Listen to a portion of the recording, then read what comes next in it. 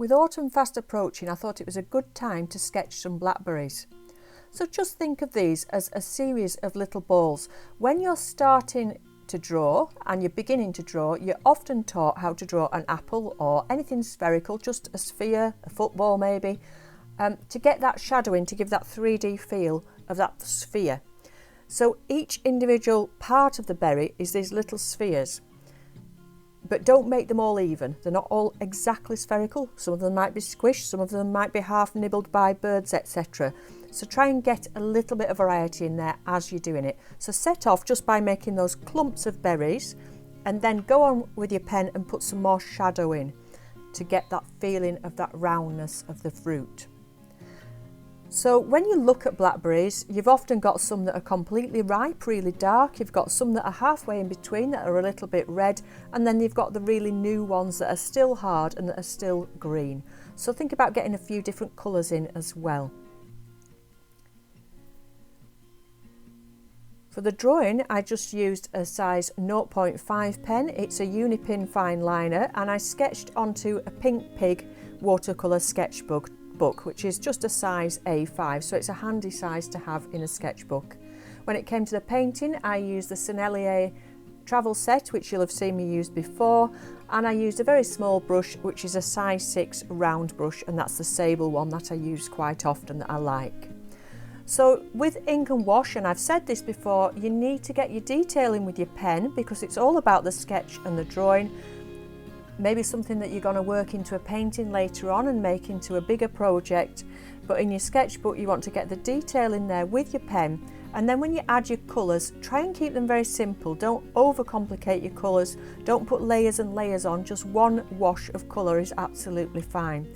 You'll see with the leaf I added a little bit of red just to make a more natural colour, and I did drop a little bit of the green into those unripe buds. They have a little blush of pink on. So you'll see the different colours that I mix. When it gets to the last ones, to the nice big juicy ripe ones, I didn't actually film the colours that I took there. So I took 2 reds and some of the purple and some of the blue as well, which is the darkest blue, the bottom left one in the set there. So I made a really dark colour with that, but I didn't use black or anything like that. I just mixed those together and got a really rich, nice dark colour. And then you'll see I lifted the highlights out. So dry your brush, rinse your brush nice and clean, dry it on some tissue and then lift those highlights out. I did this on the leaf and I did it also on the berries. So that's the way to get that little bit of white back where we left that shine on the top of the berries. You don't need a photograph to work from. You could actually do this out of your head because, like I said, it's just that clump of little balls in a variety of sizes, not making it too uniform, and you could build this out and make it bigger than I have. Or you could pop outside and take some quick snaps of some blackberries because they are starting to ripen now and it's looking like being a really good year for them. There's plenty about, so that's something to look forward to, some blackberry and apple pie.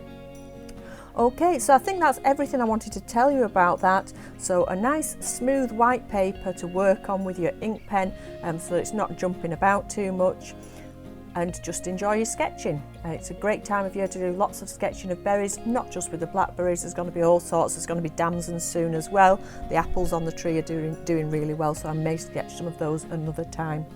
Okay, so I hope you've enjoyed that. If you've any questions at all about the sketching process or about the painting process, do please ask in the comments below. Hopefully the video's caught most of what I did. Like I said, just lift those colours out whilst the paper's still wet. Obviously don't let it dry, but if it has dry you can still lift out. But when you do that, I would recommend that you use a synthetic brush because you can spoil your sable brushes if you use them for lifting out dry paint. Okay, thank you very much for watching. I'll be back again with you soon, and bye bye for now.